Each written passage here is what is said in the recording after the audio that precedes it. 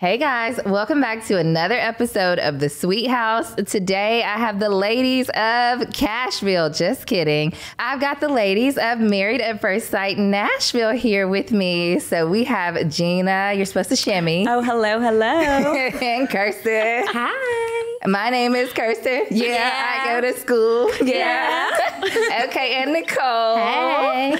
And then, of course, there's me, your host. And I've been married for 7 years, so I am not a part of this cast. But we are here to dive deep into conversation all about their experience over the past 2 years, really, because we're not going to talk a whole lot about the show. If you guys want to hear more about the show, you have to follow their podcast, which is D-List Diaries. And these three ladies, I've listened to one episode of 6 episodes that they have out.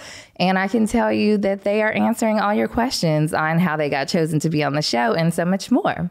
So, y'all ready to talk to me today? Yeah. Ready. Are y'all ready to go behind the scenes? Because I want more from y'all than just D-List Diaries, because we're going to go there and listen to y'all anyway. Let's dive into it. Let's get to it. Okay, girls. Well, first of all, I want to know, what were you all's first impressions of each other? Because let's preface this with, they are now friends and they have this podcast, and it's been 2 years since they filmed the show. So what was your first impression of Gina and Nicole? Kirsten? I'll never forget it. We walked into, it used to be Cabana. And so that's where we first started filming, and all the women showed up. And I'm like, oh, Nicole, I love her. She is so talkative and she's so energetic. And then I was like, Gina, she seems like a boss babe. Like, okay, these are a great group of women. So it's like I instantly was attracted to them. I'm like, they seem lovely. Yeah, because there were 5 girls, right? 5, yeah. So did you 3 immediately draft to each other? I drafted to Nicole first because we got married on the same day, and she stood outside of a hotel room that was very in the low, where were y'all low places. Where were we? The ghetto. The ghetto. What do we call it? The moist. That word. It was the moist. We went from the beautiful Conrad to was it like the Jury Inn or something? No. Or the Night Tim where the it was best that not to throw shade on any of the hotels it seemed in like Nashville, a Motel 8, right? Like the comfort. Yeah. It was one of those. So it was some kind of inn, basically. Yeah. It was So where we know college that kids stay. So And I didn't want to go there. in. And so any kind of inn, we don't want to go in. No. there was a window unit for the AC. I'll tell you that much. So the window unit was out. It was not working. And y'all were in. We were in. Well, look. And hey, that's why it was moist, because, it had The the humidity was doing its thing. Yeah, it was doing its thing. So what was your first impression? My first impression, it was so interesting because when we first walked in, they separated all of us. And that was probably the first experience I had with being separated, because when you're filming, they separate you a lot because they want to get everything on camera. And so if you're together and talking, they might miss something and not be able to film it for later. And so we walk in, and I'm pretty sure we were separated literally at different booths for an hour. I forgot about that part. So you're just looking around and I'm like, oh, she's so beautiful. Oh my God, she's got a pretty smile. Just because it's only physical at that point. We couldn't really talk. But then it just was so comforting when everyone walked in and we actually got to talk. Because one, you're thinking okay, these girls are clearly as crazy as I am. But everyone was just super welcoming and friendly. And you could just tell immediately that we all clicked and we're going to get along great. So yeah. What about you? So I was the last one to walk in and meet the girls. So I felt okay, firing squad. They're all staring at me walking in. And I remember gravitating towards Gina because of her nails. They were Cajun shrimp. I just noticed the color. I was like, ooh, this is going to be my girl. And we started talking, and I needed a new hairstylist. And she's like, oh, I own a hair salon. I'm like, oh, the gods have sent me someone already. And then, never told you this, Kirsten, but if you didn't find a husband, you found a hairstylist. I found a hairstylist, and honestly, isn't that more valuable than a husband some days? Some days, some days. And then Kirsten, I remember thinking okay, I thought you were very standoffish. I was like, she's nice and friendly, but I was like, she's going to be a tough little nut to crack. And she's then quiet. At the end of us filming, they separated us, and they were like, okay, what is her name? And I was like, Kirsten. Are you sure it's not Kirsten? I was like, well, I don't know. And I think they did it with all of us. But it was like, this girl's going to hate me because I don't remember if her name is Kirsten, Kirsten. What is it? But Kirsten, you don't correct anybody. I do sometimes. It depends on like how I'm feeling, but majority of the time I do. I'm like, it's Kirsten. But that I one girl correct people all the time. Yes. Like when we go places and they say something, I'm like, it's Kirsten. It's Kirsten, yeah. And I'm like, I'm that friend. It's Kirsten. And majority of the time I do, but when we were at our friend's house for her birthday and her friend was calling me Kirsten, I'm like, oh my gosh. And then I went and sat by her. I was like, girl, my name is Kirsten. Right. I went to her and told her, like, I didn't want to correct her in front of everybody. So yeah. But don't you remember it being a thing? I was quiet because I didn't know any of you. And it was my first, it was all of our first time filming. So not only did I not know you guys, I was so nervous. I was like, what did I get myself into? Like, who are these people? Who are all these cameras? Because like the entire production crew were on the opposite side. And so it's like, and they don't we're give sitting you time here to and they're sitting there. No. Yeah. So was there ever a moment when you all felt like you wanted to leave the show? When you were over the producers, you were over several filming. moments. Yeah, Several moments. Or can you describe like any moment, any particular moment? I would say the number one time that stands out in my brain is we used to call this Dr. P. What was it? Pia TSD. Her name is Dr. Pia, and we would call it Pia TSD because it's what would be her technical title? She's like a sex therapist. Oh, I think I relational saw her. therapist, Yeah. and She's she comes in traumatic. hot. Like she came in without even introducing herself and was like, "So, like you guys aren't physical yet. Tell me a little bit about why. Like, how are you? Like." How do y'all handling feel that? about- Are how you did doing y'all it feel personally? And we were like, this is so uncomfortable. Well, and yeah. so at that point, it was almost probably halfway through. And I was starting to feel like, okay, like I'm trying the best I can every single day to feel like, is there a spark between Clint and I? And it just was not happening. And at that point, I'm like, why am I even doing this? Like, this is so uncomfortable every single day. Like, I'm trying my hardest and I'm still feeling kind of like berated. So I was super defensive at that point. And I was like, okay, it's time to go. Like, Yeah. I don't think I ever had a time where I wanted to leave. I was like, this is what I signed up for. I'm here. I have to sit through any uncomfortable moments that we may have because it was always uncomfortable. Like they would ask us questions all the time and we're like, okay, we haven't discussed that. How are we supposed to answer this question without offending each other? So I'm like, I'm here and I'll be here until we're finished with this experiment. And what's interesting is me knowing you, watching you on TV, I definitely felt that. Yeah. So anytime anybody asks me questions, I'm like, you don't know Kirsten in real life. I'm like, she was composing herself. Oh, yeah. Like she was clenching her pearls. we all. Like We all were. But I didn't know you two until afterwards. Now I'm like, since I know y'all, now I'm like, I have a different perspective on y'all too, because the show does so much editing, which we also want to talk about, because it's like, you even mentioned on D-List Diaries that they pretty much give you a persona. And then it's like you have to combat the persona like after the show. They don't tell you what they're painting you as. Like they write a little lower third of what your personality is. And you don't know it. Mine was serving the sass. I don't even remember what mine was. I don't know. Serving the sass. Yours was something with profiling and styling. I don't know. I can't remember mine absurd, either.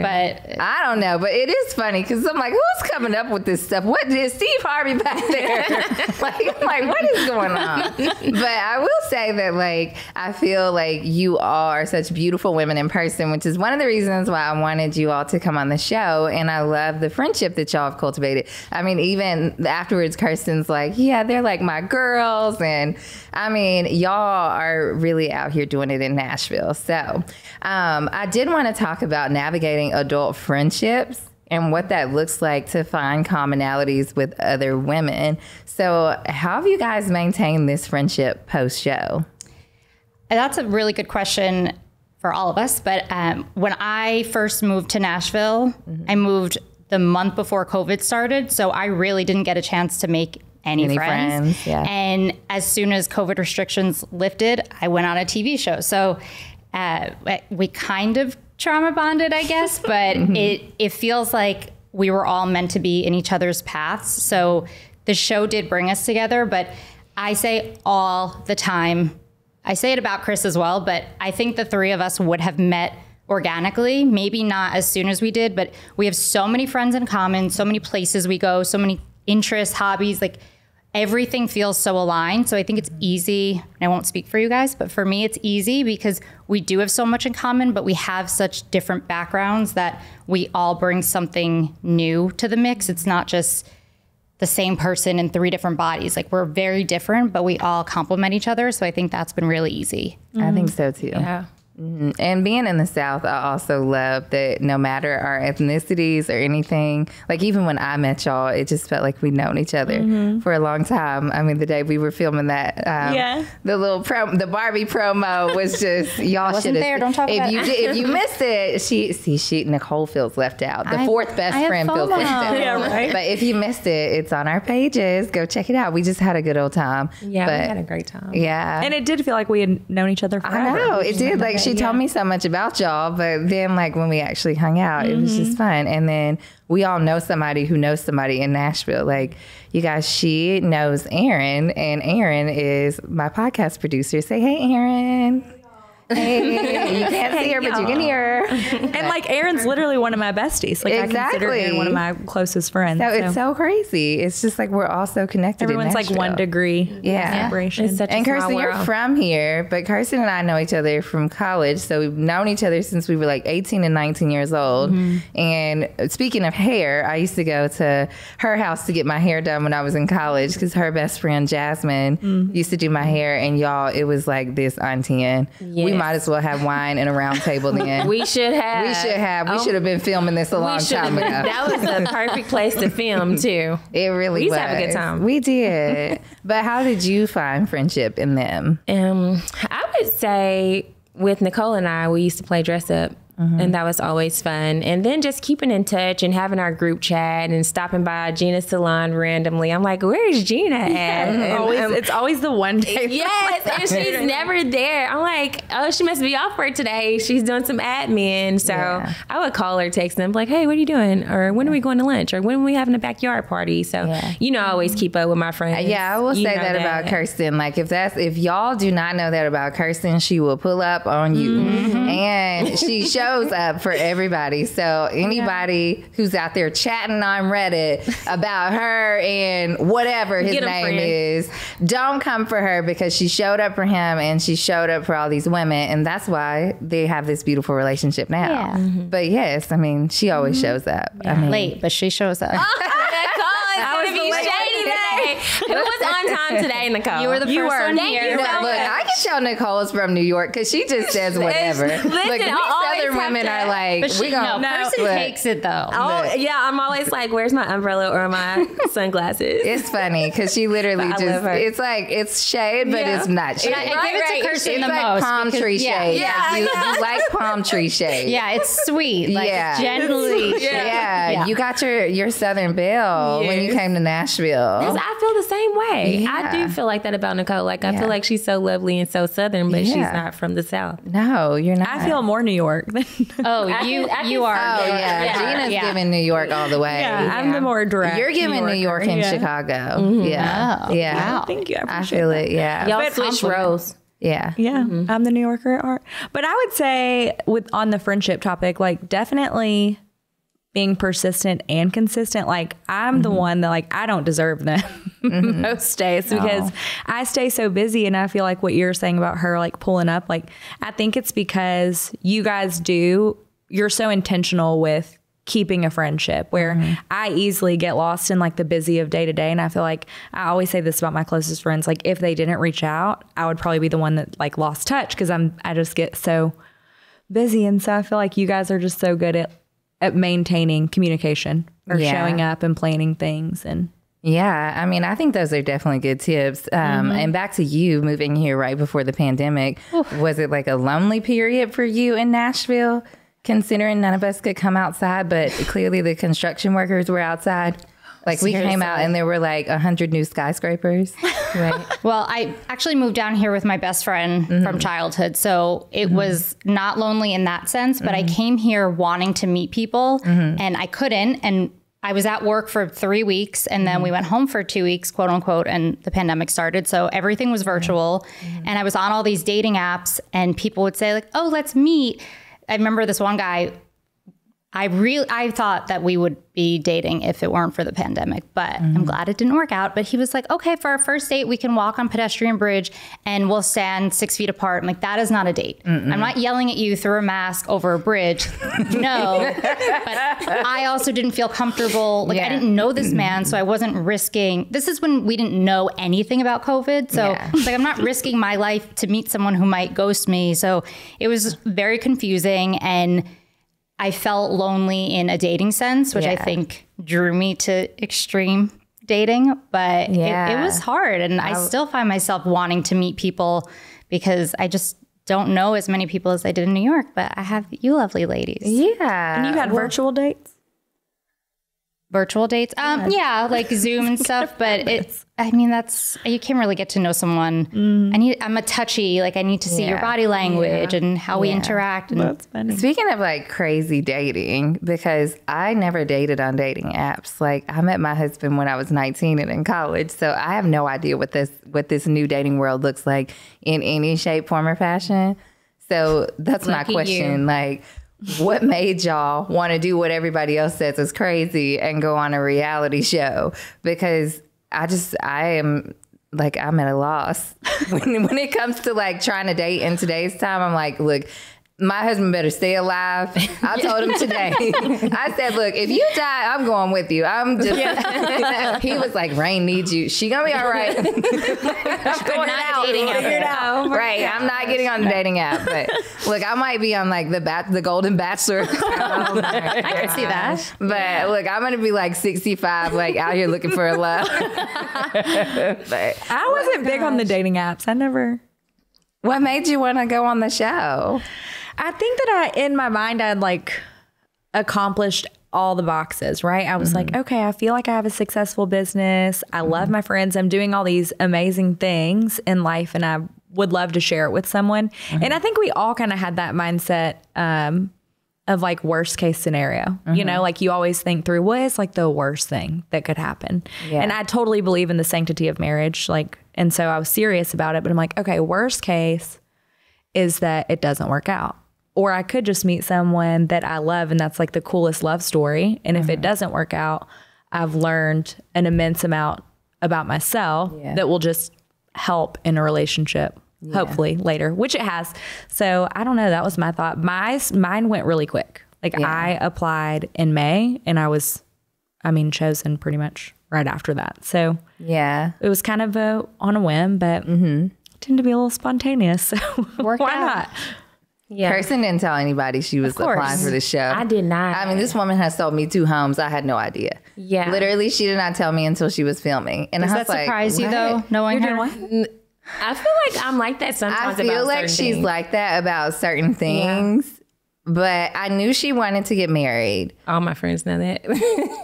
And that's just her. Like, she wants love and she gives love. And so I know that about her. So I'm not shocked.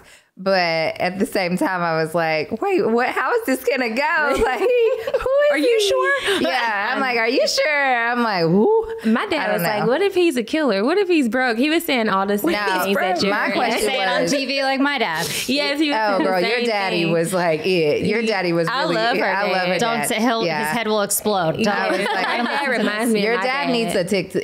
Her dad needs to be on the TikTok. On the TikTok. I've been Yeah, calling it he the does. TikTok. I would. Yeah, He probably needs would his do own well channel. on it. But Yeah, he'd do really well. He'd be like the personality. Yeah, that's where I get it from. I'm trying to think Yeah. of a TikTok name for him, like a username. I call him Farmer Mark. Farmer I was like, Mark. not Mark the He's Shrink. I love it. Born in Brooklyn, and now he lives on a farm. Today he's telling me he's like feeding cats and trapping raccoons. I'm like, go back to New York. Like, He get out definitely of needs a Florida. TikTok. Yeah, needs a he needs a TikTok. TikTok. We need a play-by-play every day of his life. People would be so invested in his farm life. Well, he'll be here in August if you Is want he to. married? He's not. Oh, well, he can go on farmersonly.com. He might. He can. Oh, we have Yes. to Not make give an this man application. ideas. Yes, We have to submit farmersonly.com is where it's at, y'all. They need a Married at First Sight for Yeah, like, or he parenting. can go on like the Golden Bachelor. You know, did y'all see that the Golden Bachelor got divorced Yeah, like a they couple sure months? did. Yeah. Yeah, it didn't last very long, but I mean, I'll be the one to say it.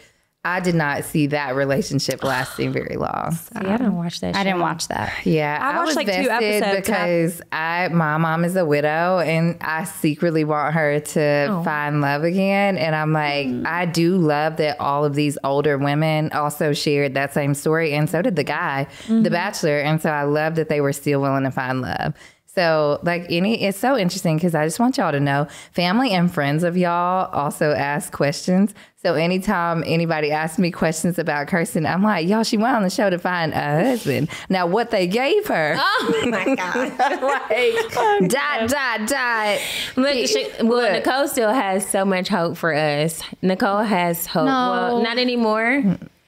I've made peace with you two not being together. But if he still lived in Nashville, I would be parent trapping the crap out of you Oh two. my gosh. I would not. I have buried that ship up underneath the ocean. You have to understand, I was literally the third person in their relationship. Like what you saw on Weren't you guys TV neighbors? wasn't even Yeah. the extent of it.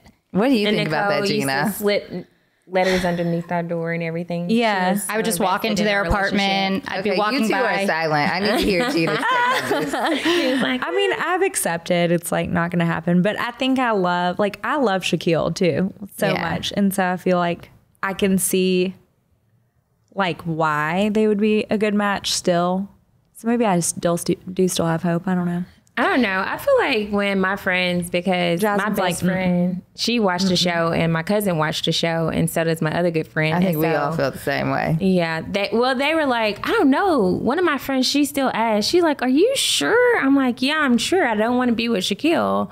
But I mean, when I filled out the application, it took hours, first of all, because it was like 300 questions. And I was like, okay, I know I want to be married, but I don't know if the show is the right answer. And, you know, I believe in God. And I'm like, what would God think if I'm going on TV, marrying a stranger? So I went down a rabbit hole and I'm like, well, I do want to be in a marriage, create the foundation, have the children, and build this legacy with my husband. So I'm like, okay, like Gina said, it's a 50-50 chance. You're like tossing the coin. And marriage is a 50-50 chance. Yes. And so I'm like, why not take the chance? It probably can work. And I was thinking the same thing. I'm like, it could be a really cool love story. And that's why I love that Nicole and Chris are still married. Yeah, because it's like, a testament to the fact it that it is is. a way to find love. Love, yes. And maybe we should all shove it when it comes to being so judgmental of Yes. how people find love. If you found him in the club, it's all right. It's all If right. you find him on TV, it's all right. okay. Okay, that's our new song. Okay, If you found him in the club, it's all right. If you found him on TV, it's all right. If you found him in the salon, it's okay. At the bank is all right. My best friend that was Look. my best friend from my wedding, her husband was her client. Yeah. Oh, wow. salon. Well, if you find him at the bank and it checks out. That's my boyfriend now is a banker. Oh. And he was my banker. Gina's boyfriend is the banker. Okay. 6'5". Yeah. Look, guess what? Because you cannot live in Nashville broke, okay? No, you cannot. Nashville's not this. You know, everybody thinks because it's Nashville and we're in the South That we're, like, that this rich? is like, yes, or this is like some like, I don't know, broke city or something. Not like, I feel like they all think we're like backwoods because we're in the South or something. But I tell people all the time, I'm like, Nashville is New York of the South. is. 100%. Which leads me to my next question of Married at Sight came to Nashville of all cities. They've been everywhere else and then they decided Nashville. So what makes Nashville different in your opinion for this show? I would say the music and the food, of course. That's why a lot of people travel here to Nashville, the rooftops. But I always feel like, too, we're so genuine down here in the South. Yeah. And But this is a bachelorette town. This is like... it is. And we were the perfect bachelorettes to go on the show, Yeah. stomping in our boots. So, so I'm like, that's probably why they made it down here to the South. It's like one of the hottest cities to visit. Yeah. So I'm like, it made sense for them to come here. Yeah, they're like, we're in the Bible Belt. These people are going to stay married.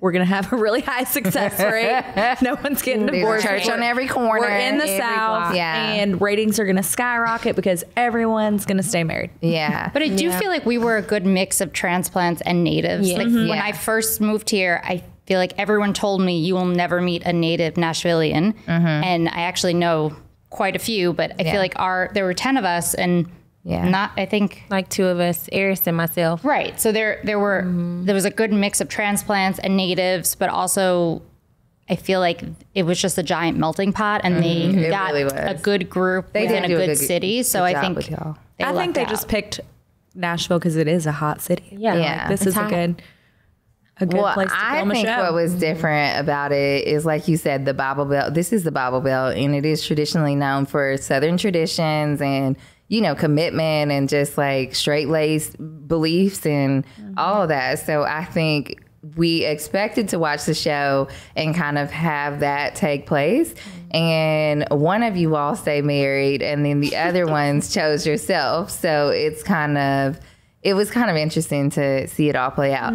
I will say that Eris, to me, got the worst camera time. The worst like edit of everybody. I used to Yes. feel so bad for him. I especially. felt horrible. He is such a good dude too. Like He's he did pretty get a cool. really He bad is a edit. sweetheart. I don't know him that well, so let me preface y'all with, like, I don't know Eris that well. I've met him a couple of times, but I do feel like he is a gentleman, and I feel like, and I don't know Jasmine either. Was her name Jasmine? Yes. I'm like, well, Many what was the woman's name? All the Jasmine. I know. There's too many Jasmines. Are you like, am I just thinking that because it's my name? No, seriously, because everybody who's like 30 something is named Jasmine because Jasmine Guy from A Different World was like the hot actress back then, and all of our moms named us after her. So I'm like, yeah. Anyways, off topic. So I think she's probably a wonderful woman. I have no idea, but I definitely watched the edits, and I'm like, this poor man is getting shot up left and right in the Bible Belt. I will hard disagree, and I love Eris. Like, whether he's listening or not, I love him. I am a big fan. Like, love him to death. And I say to his face, like, he was a dick during filming. He did not want to be there. He was always on his phone. Like, I didn't even get to know him until See, the New Yorker tells end. the truth. See, I got the edited version. I've said this all to him. Like, he wasn't rude or mean, but you could tell he did not want to be there because he just wasn't Was comfortable he in his enthusiastic situation. at first, though? Not really. I never got. I always just took it as like quiet. I just took it as like quiet because when he would say things, it's just air. Like he would say like off the wall things. We're like, oh, he's kind of funny, but yeah, I never took it as offensive. But No, it wasn't offensive. It was more that I don't think how they showed him was a Inaccurate. character. I think they were just not getting a lot from him, so they could only show him being quiet and then coming out with these ridiculous, like everything he said Comments, would be funny or outrageous to Jasmine because those were the few things he said. And literally the man was always on his phone. I'm like, Chris, who is he? Should we just text him? And Eric's like, I didn't want to be talking on camera. Okay, with Eris. Maybe I remember. it was the same, like, they just kept showing the same issue over and over again. I didn't watch all of our episodes, but I do remember watching a couple, like, because we used to have watch parties at the very beginning. And so I probably watched maybe 3 or 4 episodes of ours, and I used to fast forward to my part to see what they showed to me. But I think the second episode, I was sitting beside Eris when y'all lived downtown. And I was remember like, that. Eris, there's no way. I said, I probably would have smacked you on TV. I was like, there's no way I would have let you or your cousin play like that with me. Like, I would have probably was lost that the all of episode it. when his cousin She was wasn't like- on there, but I'm saying, forgot like, about there's that. no way possible. Like, we would have been sitting there having these conversations that y'all were having. Oh, yeah. I was like, oh yeah, I remember him watching it, and he was like, Yes, he was so ashamed. So let me ask this. Do you forget the stuff that you filmed?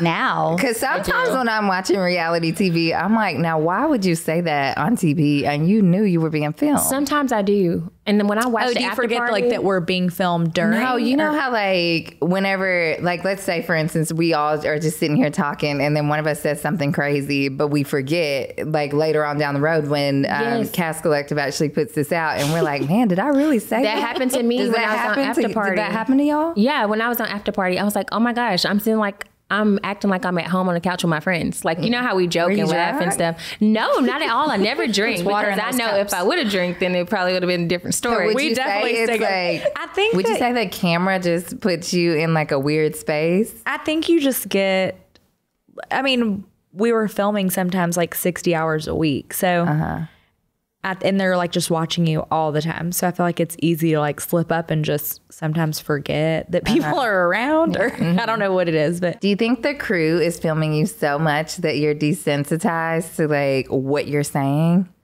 and then they use it later on for their gain versus yours? I would say so. I mean, Yeah. yeah, 100%. Master I feel like that manipulators. could be possible. Nicole has mentioned this term a couple times. So The master manipulator. Yes. Nicole like to hasn't say had it. Nicole is laying it out there for us I today. just finished watching Traders, so Yes. it's top of mind.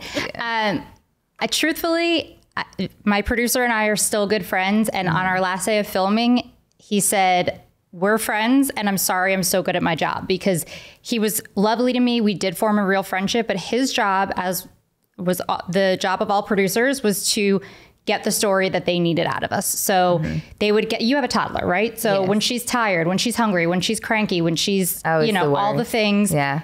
meltdown, right? Yeah. So they're filming you 5-6 hours none a of y'all day. had a meltdown.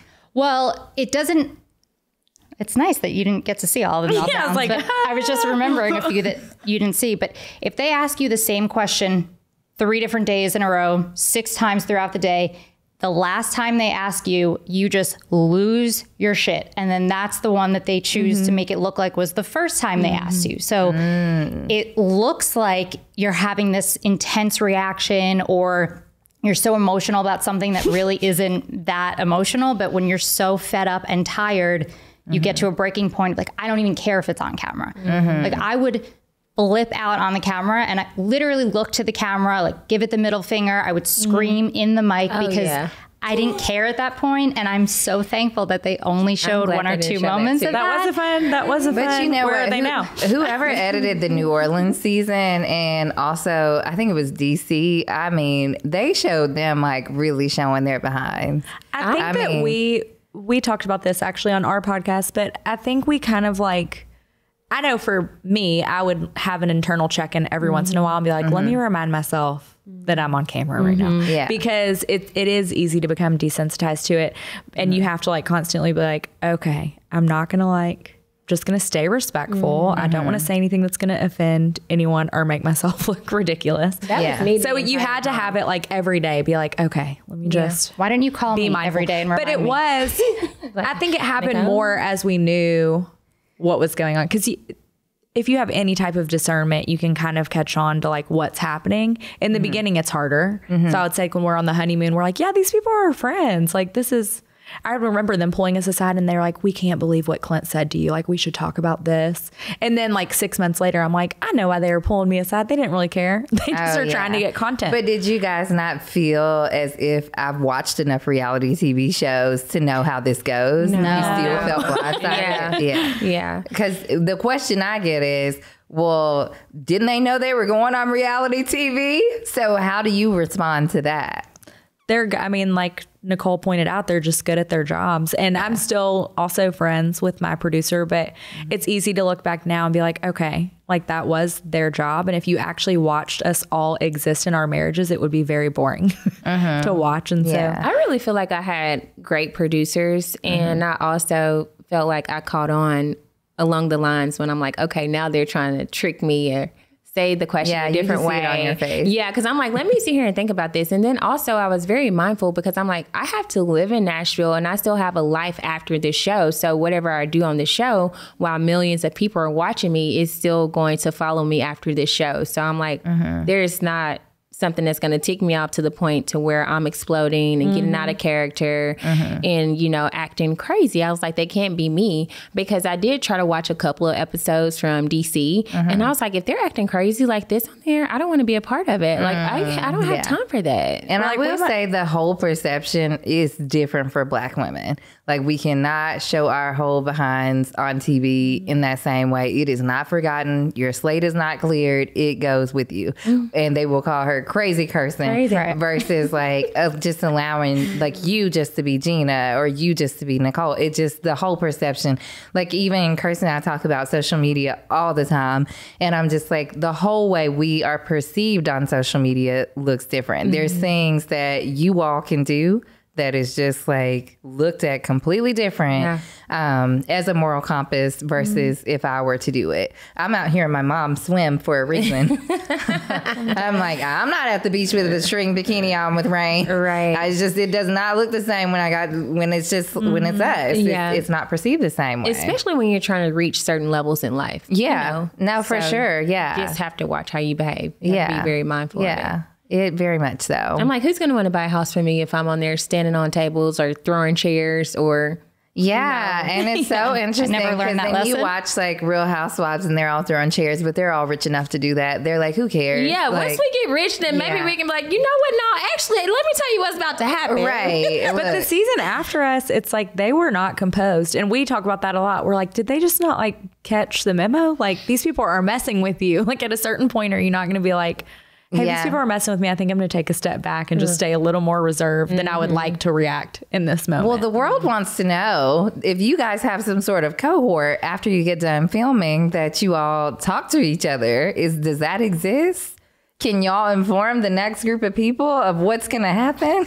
We're not supposed to talk to anyone about anything, but when the season after ours, when it first started airing, one of the girls reached out to me and I mean, filming was already over, so there was nothing I could do about it, but I kind of guided her and some of the other girls through watching it, what it feels like to watch it, because filming is one thing and then watching it It's another. is honestly worse than and filming. you think It filming is. is the hardest part until you start watching it. Yeah. And you're So like, you're oh my just God, this is naive. way worse than filming. And then another girl from the season after reached out to me. She was like, hey, I just found out I'm getting married. Do you have any advice? And I still think about it to this day. Don't do it. I didn't say don't do it, but I gave her very honest advice. And she was like, okay, thanks. It was like, I'm here if you want to talk. She's like, no, good luck. Like she was so nervous and I felt terrible, but I wish someone had told me those things. So I don't think I'll be reaching out. But to it Not is to a- watch it and not to read the comments, I would say. But it is a reading weird those trauma. comments- It's like we still all were like, we'd do it again. Yeah. If we had to go back and make I don't that know. I decision. tell Keisha, Except Kirsten, I feel like you're the only one that's like, told I don't know if I Keisha would. on the after party. I said, no, I will not do this again. One time was enough for me. Like I Well, experienced if you had to go everything. Would back, you get married again, Gina, or just I be on the wouldn't show now. again? I wouldn't do it now. I mean, I don't think we're supposed to talk about that, but we got asked to be on shows and we declined since. But I think if I were back in that exact same spot, like I'm thankful for what I learned in the process, and I'm thankful for the people that I met from it. So if I had to like go back in time and choose to do it, I don't regret doing it. Yeah. Going on a show again, unless it's like the Squid Games or The Truth. Would you do Squid Yeah, Games? 100%. Oh my God, I couldn't do it. I feel like not seeing it outdoors and just like, I didn't I think think about that would drive me crazy. Every time I watch shows like that, I'm like, I'm claustrophobic. I'd be like, I want that 4 million at the Yeah. end. I don't want that. Oh, I don't even. But I read something like the lady didn't even get her money like until months later. I don't even know if she got her money. Yeah, recently. she had to wait until was a long time. like months, I think, after it even aired. Yeah. so it didn't spoil it. Yeah, it was I'd a still take the long money. time. Yeah. You can go outside after you get I the want to be money. on Traders, like Traders, NBC, Peacock. Call me up. Yes, you guys heard I'm gonna it. submit you. Nicole's gonna go on Traders, and we're all gonna be rooting The from Truth. Nashville. Yeah. Or have y'all been watching The Mole on Netflix? No. See, I do something like that. Yeah, I would do The Mole. Wait, The what is Mole's that really about? good. It's kind of like Traders. It's just like they're all trying to figure out who the mole is. Okay. So let's say, for instance, one of us is the mole. Gina's the mole. She looks tricky. But it's just really good. It's so good. It's like 8 episodes, so you can watch it. It's so suspenseful. You will watch like episode after episode. Oh, it's not 32 episodes. That's No. Yeah, I may you have know to what? check it I out. do wonder why Married at First Sight is so long. It's And Lifetime's then- biggest show, so I think they Yeah. just milk that cow for as They much as they do, can. but honestly, I'm So curious to long. see what the ratings are. Do people stick with it like throughout the whole show, or do they drop off and come back for decisions at the end? I feel like a lot of people were complaining about the length of our show. They were 'cause like, it when used was to this going not to be be that over? long. I feel like it was like 16 episodes, Well, and then yeah. It's also like, can we just have like decision day? It's like, we're Yeah. going to have decision day, and then we're going to have where are they now? And then we're going to have Yeah. that was The extra the new after for our the- season. yeah. 3 weeks after the. Where are y'all decision day. now? First of all, what was the biggest lesson you learned from the show? And we're going to start with Nicole. My biggest lesson was to give things a chance, because I immediately write something off if I'm not interested. And I took the biggest lesson is to just be in the moment and let it process. And that's what helped me have a successful marriage. That's what continues my marriage success. And I try to follow that through with life. If it's not working right away, it's just a chance to pivot and not a give up moment. Yeah, for sure. I would definitely say that I learned how to be patient and to express my thoughts without holding back, because vulnerability was like the hardest thing for me to overcome, because I always feel like I'm right, or I may not want to talk about how I'm feeling because I don't want to hear someone else's perspective. So being able to listen to Shaquille and express how I was feeling was the biggest thing that I learned, because I'm like, in relationships, you have to be able to communicate and to be patient with another person. That's how you have a relationship that's successful. But, you know, even though our relationship didn't work out, that was good for me to learn, because in my previous relationship, I would be very dismissive. I would shut down, and I would just stop communicating about how I felt. So I learned that. I think, oh my gosh, there was so much that I feel like I learned through the process, but definitely like I had learned to be vulnerable in friendships and like within business and giving it my all. But relationships, there was just something that always kind of held me back from fully opening up and like committing to someone and just being really like mindful of their needs and like figuring out like if I'm going to be in a relationship, like knowing what someone's needs are, and also my own. Like I remember halfway through the process, I didn't even know. I was like, they kept asking like, what do you need in a marriage? Like, what do you need him to do? And I was like, I don't have any idea what my needs are. We did some type of exercise. Yeah. And I was constantly trying to figure that out. So, I mean, and Clint also is in a successful relationship, but I think both of us were able to commit, and like the next relationship we had after is super successful. Like I'm a year and some change in, and it's still like super easy. We communicate well, like we're vulnerable, like we handle conflict so well. And I don't think that I would have been able to do that if I didn't go through that experience. Honestly, we talked about that the other day. We talked about how men sometimes, like at this age, if they're divorced, they probably are better. Like if you had to date somebody at this age, it's almost like, you know, get your divorced man, because the first wife probably trained him up pretty well. So true. Yeah. Because I think about Alex and I'm like, we're never getting divorced. But I tell you, the next woman that would get him. But by the way, I always joke and I say, even if we got divorced, honey, he's still gonna be calling me. I'm like, he's gonna be like, what are we eating for dinner tonight? And I'm gonna be like, come on over, baby. So there is no point in Mr. Sweet going anywhere, because look, the sweetness is already here. Right. That's right. Mr. Sweet's not going anywhere. So you guys, I am gonna give you all the opportunity to ask me whatever you want to ask me, which I never do on the Sweet House podcast. So it's always me asking the questions. I will say, when I had Bishop Walker on, he read me, and I just feel like that was such a soul searching episode. I think we were all in the studio like I don't know, it was like the Holy Spirit was in here. I have a question. Okay. I can go first. So from what I understand, you have been using air quotes influencer, because I hear you were an influencer before that was even the thing. Yeah. So because you came up on your own and really did it as it was happening, and you weren't hard launched by a TV show or a brand or something, like how do you feel now that you see, not us specifically because we're still D-listers, but people who go on these other shows that wake up the next day with 1 million followers or have content managers? Like how do you feel that you've been coming up organically? I feel great that I have come up organically. Honestly, that is what keeps me going, because I know my audience consists of real people that I've probably actually touched at some point. When a brand asks me for my demographics and I have to screenshot them and send them off, it's Memphis, Nashville, and then it's like New York, Houston, Atlanta, Chicago. It's like all the other cities is like a third option, and then they interchange. But what I know is, like, I've been doing this for over a decade. And so in college, like, Kirsten will tell you, like, I was all over campus. I was like Miss University Memphis. I was doing pageants in Memphis. I was volunteering at homeless shelters in Memphis.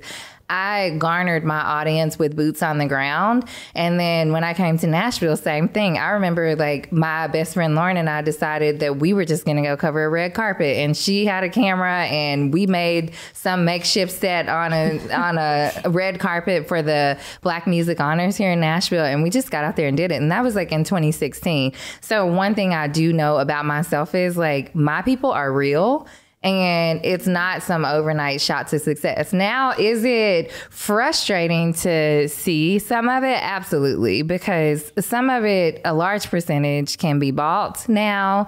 It's like you can buy followers, you can buy likes, you can buy comments, and it's so hard to perceive what and who is actually real. So that's something that I feel like we're all combating with social media is where's the truth and where's the authenticity with people.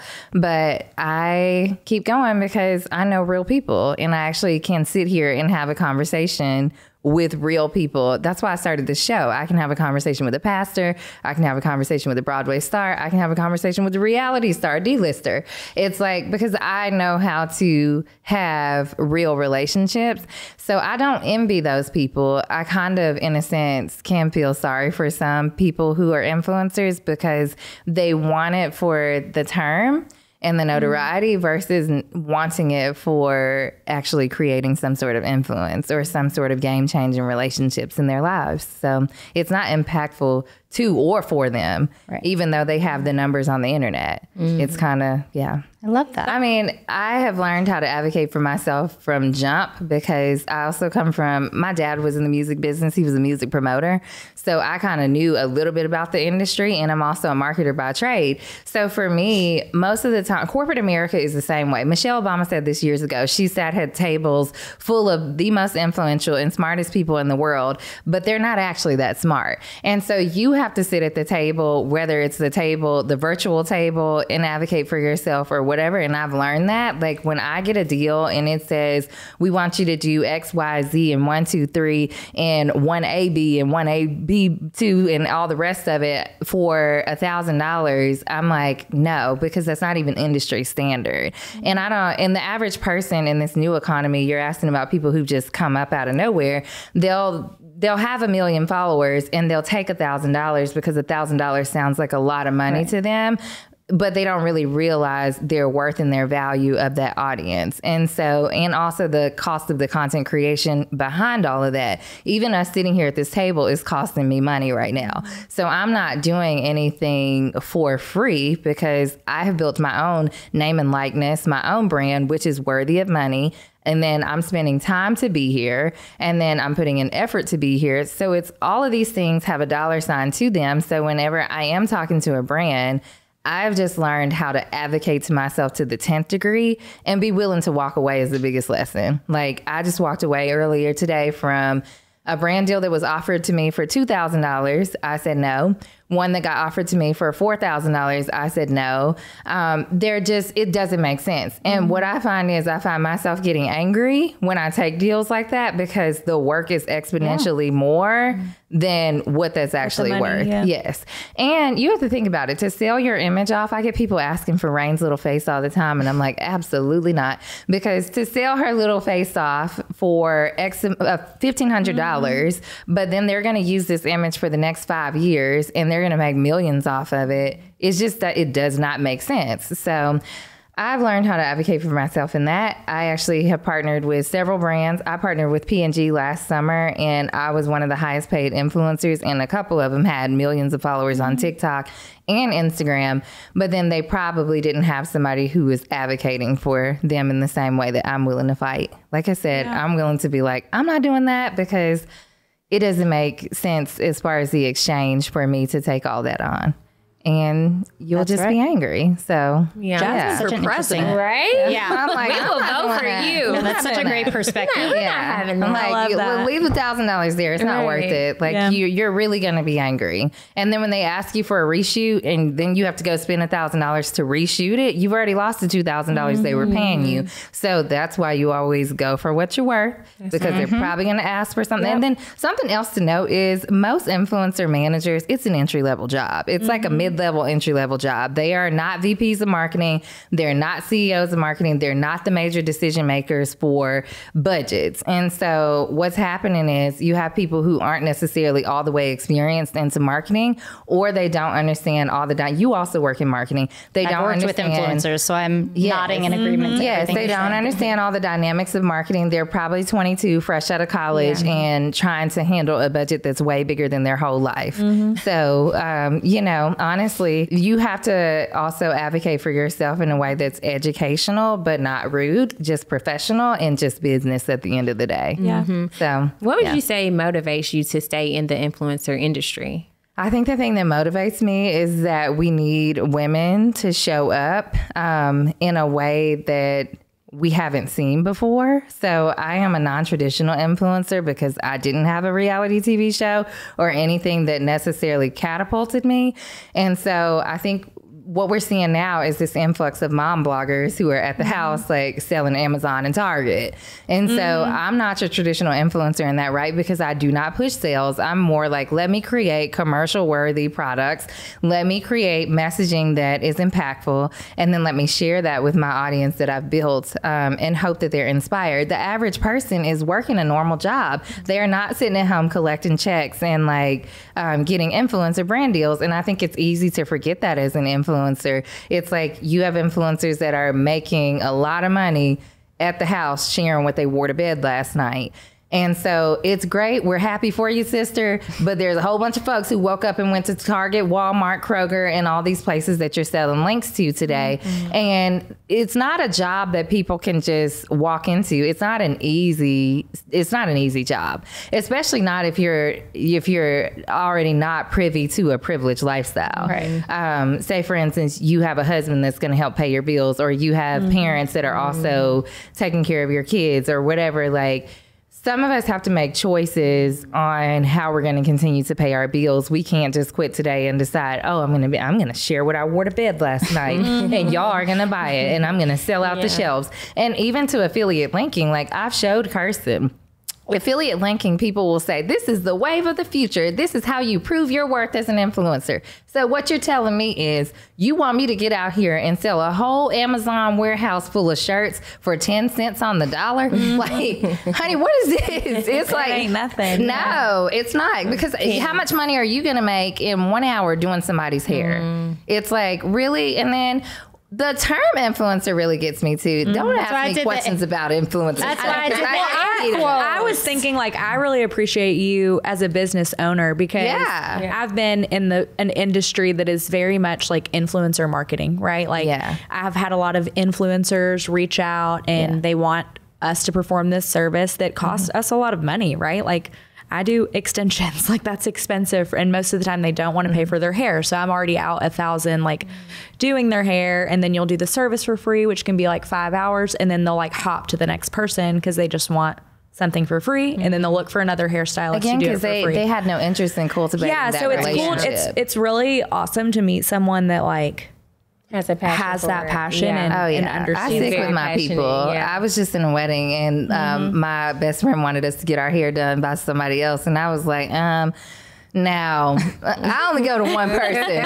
Like, I am loyal to a fault. And that's another thing. Like, I'm not getting out here telling you to put Neutrogena on your face today, Skin Farm tomorrow, and Noxzema the next day, and Garnier Fructis the next. Well, black people don't use Garnier Fructis. Like, nobody should. Black, white, Asian, nobody. So it looks different for me. So when you ask me, like, what keeps me inspired or, like, what makes me want to be a part of this industry is because I'm not a traditional. I don't group myself together.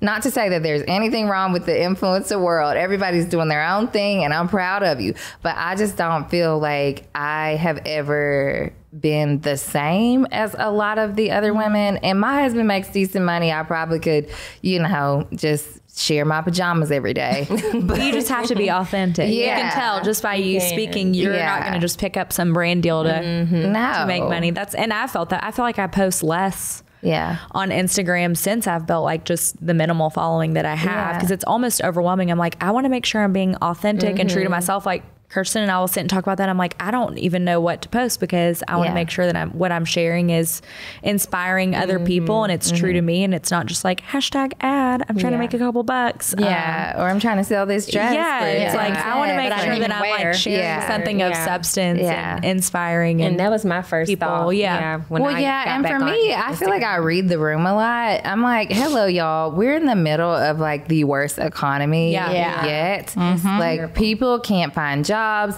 It's bad, I just read, I mean, you're a realtor, but I also just read Nashville's housing sales were down last month for the first time in a long time. So I'm still having open house every weekend. Yeah, check out Curtains Open. Saturday 2 to 4. But I just feel like We'll be read there. the room though. Like y'all read the room. Like it's great to like push these things, but at the same time, You have to think about who's buying them. Yes. I've had influencers that I've like done their hair for free and then they've gone and pushed really bad brands. And I'm like, no, like I feel so bad for the people that are actually purchasing those brands because I know they're terrible and they're just marketing it to make money. And then there's people out there that are wasting their hard-earned money on something that they're not going to like. And my thing is too, if you're going to ask somebody for services in exchange for just posting, make sure it's a top-notch post. Like if I'm coming to your hair salon and I know you spent $1,000 on hair extensions, you're going to spend 5 hours of your time putting these extensions in.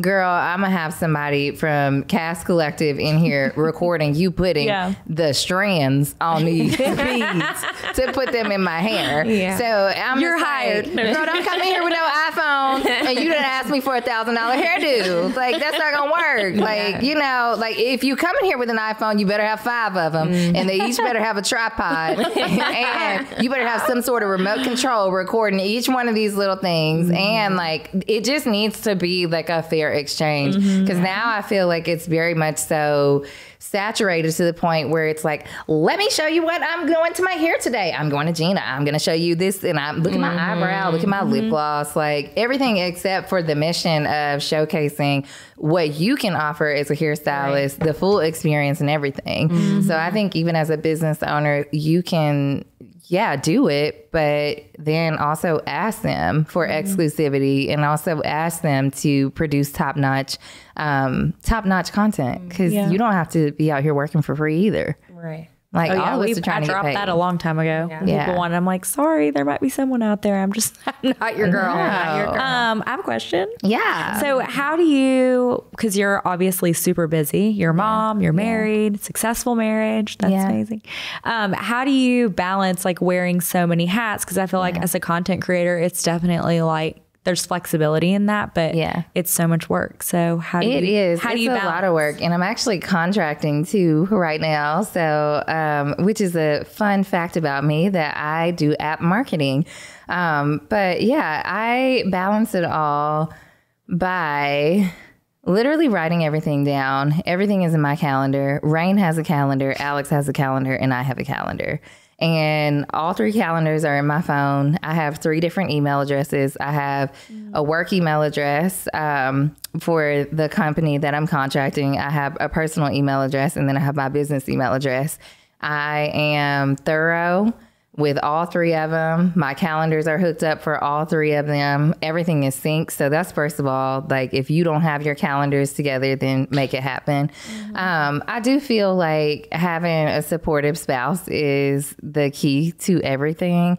I could not mom by myself. Like Alex is a great dad. Like I picked Rain up from school today, and as soon as we walked in, I didn't even have to walk in the house. He came outside to the car to get Rain out of the car. So I walked in the house. He'd washed these wine glasses. He packed the bag tonight. He had the wine in the bag with the cups. I literally went upstairs, put on my makeup, put on my outfit, and I came on. And I feel like that's how I balance it too. So I have to give credit to him because he cooked dinner tonight. When I get home, it's all done. So it's a juggle, and some days I don't have it together. Today I laid on the couch for like an hour because I was like, I just don't have it together. I need a moment. I'm just Good gonna for lay you, though. here. Recognizing You have that. to decompress. And I have a hard time resting. Me too. I have a you're hard a time powerhouse. resting. I don't do. I feel like I'm doing something wrong. Yeah. I'm like, I feel like I need to earn my rest. Which You have is to like put it on that calendar. I do. I probably should put it on the calendar. You have to. But yeah, I have decided to go to get a massage at least once a month. Oh. So yeah, that's going to be my little self-care. But I also just love doing though. I feel like that's how everything I do, I also just record it because My house burnt when I was 8, and I don't have any photos. What photos I do have were ones that were from my relatives, so I literally record everything. I mean, I have photos of Rain wearing her high heels to school this morning. She looks so cute. I think that's really like what it is. I think just because I don't have like 8 years of my life, I'm like, let me capture everything. I just feel like it's in your DNA too. Yeah. Like your dad, he was a hustler. Like he worked really hard. And like I've seen you work this hard since I've known you. Yeah, I don't think I've ever not like had multiple jobs. Yeah. So She's a hustler. I feel that. yeah. Well, we're going to wrap up this charade, but I actually hosted a brunch with the W, and I put these conversation cards on the table, and everybody at the brunch was crying. You two were supposed to be at the brunch, but I think you were out of town, and you were It working. was a Wednesday afternoon. I don't know Look, what kind of this jobs is you people privilege have. influencer life. Why weren't you at my weekday brunch? I was like, I have It's funny to work. because this is what I'm talking about. The average person can't get off work. So I recognize my privilege in knowing that I had a brunch on a Wednesday afternoon. I tried. Wednesday's my busy meeting day. I was like, I might be sick next week, but it didn't Well, work. speaking of that, I do want to ask that one last question before we get to these cards, because everybody thinks that once you're on a reality TV show, it's like you shot to fame, you got all this money, but the reality is... You still have to work. It actually, I think, cost us money to be on the show because, you have to buy new clothes and you want your hair, nails, or whatever. So I think after taxes, I ended up spending money the to red. be on the show. But I do have a full-time job. I work in marketing at Forbes. So I am a boss bitch, and I'm just going to say it and be proud. But it is interesting because I've always... in my circle had people who I call them 9-to-5s, even though they're not 9-to-5s, but Monday through Friday office hours. And my close circle here has very different schedules. So I always feel like, not in a bad way, but like I'm the odd one out. Cause I'm like, oh, you're hanging out on Tuesday at noon. Cool. I'll be at work. Like, I don't even need to look at my schedule. I will be at work. So I love my job. I love the people. I love the environment, but I want to hang out with my friends sometimes. So Yeah. Do you foresee yourself being in corporate America for a long time? I do, because I like stability with flexibility. So in the position I'm in now, I have benefits, a set schedule, a set paycheck. I know what my days are going to look like, but I know to that same effect, I know what my free time is going to look like. So I know the second I get off work, I can make plans. I know during the day, if I need to take an hour to edit our podcast or whatever it is, and then work an hour later, I have that flexibility. So in this position, I would like to stay in corporate America, but I don't think I could work in any position. It has to be very specific. Except it's slavery. Yeah, I actually quit my job at my other job after the show started airing because I just couldn't handle the show airing, the social media bullying, my full-time job. I was not good at any of those things. So I quit my job. And I had my husband's health insurance, so that was very helpful. And I found the most amazing job. So everything led me to where I needed to be. Yeah. I feel like that's awesome. I love this for you. Thank you. What about you two? Listen, when we were wrapping up, I think, Decision Day, I had pulled out of a very extensive commercial lease and lost like $100,000 right at the end of filming. And then opened a business, built it out, everything, like as the show was airing at the same time. So it's funny thinking back on it, because it's like actually the whole like time we were filming and post shows, like the brokest I've ever felt. Now I had to change my mindset. I'm like, I don't work for free. I'm investing Yes. in a business, because I am like the top producer in my company, but all of that pours directly back into my company right now. So Yeah. so That's it the is phase of life I'm in too. Just like, it's part of a business, and it's easy to get lost in it and be like, I'm like imprisoned to this, and I feel like I'm working for free. And it's that reminder of like, okay, this is an investment, just like if you invested in a home or anything else. or you invested in a 9-to-5 because you're investing your like a corporate have 9-to-5. to. Either way it Exactly. goes, you're investing your time and energy. Yeah, so- yeah. Yeah, the money is not great now, but Yeah. Yeah. other things make Well, up I for it. appreciate y'all's candor with that, because everybody thinks like, oh yeah, you got a bunch of followers, you got a bunch of money. Followers do not equate to money. I don't know how many of y'all need to know, but yeah. And just like having national platforms does not equate to money. Now anybody can like go viral, and it does not equate to money. It's Owning literally a business does not equate to. I don't understand why people ever thought that. Like, I never thought that. Like, when I see people on TV, I never thought that they're rich. I'm like, they're just on TV. There's a difference between having wealth and fame. I like, think some it's people just just have the ignorance fame. to Yeah. it. Yeah. And that too. And some people just have the fame, and you see them in real life and they're just regular people. Like, after the show, we went back to our normal lives. Like, we had to wake up and work. Nobody's going to pay our bills. But I know after this show, I also took a break and I traveled. Like, I went to Hawaii, I went to Toronto. Yeah. And so, I had some great trips. Yeah, I had some great trips. So I'm like, okay, now it's time to refocus and get back to work. Yeah. Yeah. No, I think it's awesome that you asked me about what motivates me to be in this space. Women like you all motivate me to stay in the space too, because you're very normal. One of my other friends who's an influencer in Houston's like underwater this week because of the hurricane, and she's a food blogger. And y'all, this woman has flown her drone out over the city. She's been giving out like all sorts of resources to the community. She's got like 200,000 followers. Today was not about eating hot dogs at the Houston Fair. Today was about like, let me make sure I tell people where they can get emergency help, where they can go to find power, where they can go to get like all the different resources. And I feel like sometimes influencers lose sight of that. I'm like, be about your food on another day. Exactly. Be about your Amazon outfits on another day. And that was the Read perfect the room. Yeah, Like, and that was the perfect time for her to use her platform to make an impact in Texas. Absolutely. Yeah. And literally she just kept posting all day long. And then one of my sorority sisters, my sister's in Houston, one of my sorority sisters is in Houston, and she's like due tomorrow, and she doesn't have any power.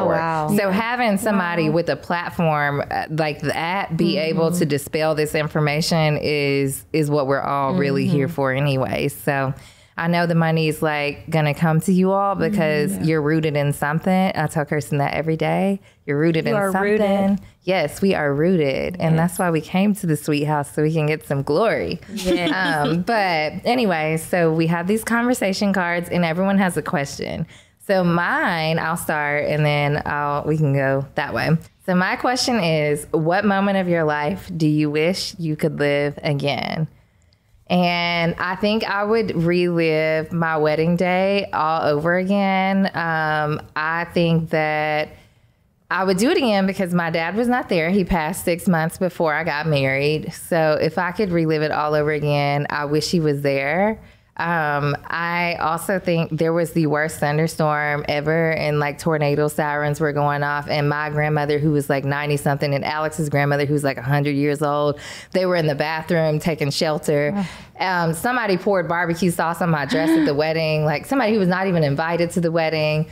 So I had a beautiful wedding and everything was great. But if I could go back and relive it all over again, I think I just would like try to have it my way, because it's Burger King. Is that Burger King or McDonald's? Who's Burger King. Burger King. Yeah. So I would try to have it my way and just like redo my wedding day. And I think a lot of brides feel that way. And it's ironic because all of y'all are married at first sight. And you two will probably get your wedding. You will redo your wedding day. And then you will renew your vows because we are claiming glory for you and Chris. That's right. But I just want to redo that. Like, I feel like, I know he won't be here if I redid it. I'm probably going to do a vow renewal for my 10-year and my dad won't be here, but that's okay. I think I'm going to have a big old celebration, and Rain will be like 5 then, and I'll probably have my twins and we'll be there. Yeah, y'all be there. Be there. It will be a star-studded D-list affair.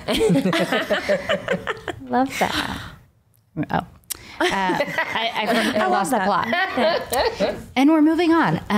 My question is, what's something you think people tend to assume about you when they meet you for the first time?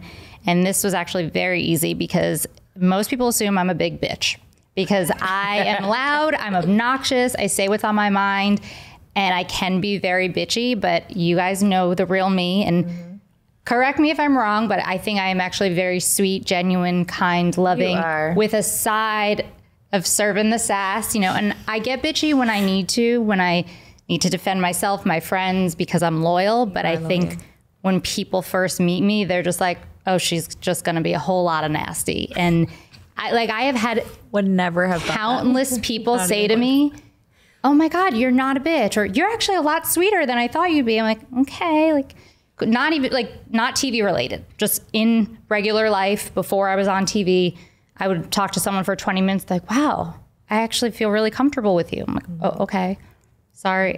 I'm a lot, but a lot is not a bad thing.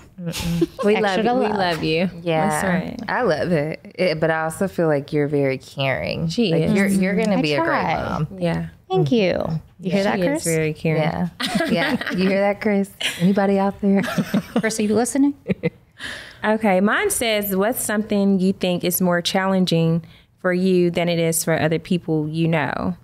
I feel like a lot of my friends, they're very outgoing, and I am too, but sometimes it takes me a little bit longer, and I overthink and overanalyze so many things. Like, I have tons of things written down in my notes that I'm like, I want to accomplish this, and I want to do this, and I want to do a million things. I'm like, well, I have to get started on one. And we were talking about that earlier today, how you just have to start on whatever it is that you want to accomplish. So I feel like a lot of people around me, they like execute. Like, Jenny jumped out and started a salon. You jumped out and started Airbnb, a podcast. Like, you just have to start from somewhere. And I'm like, okay, I will one day. But you're doing a great job with your influencer you're starting. career.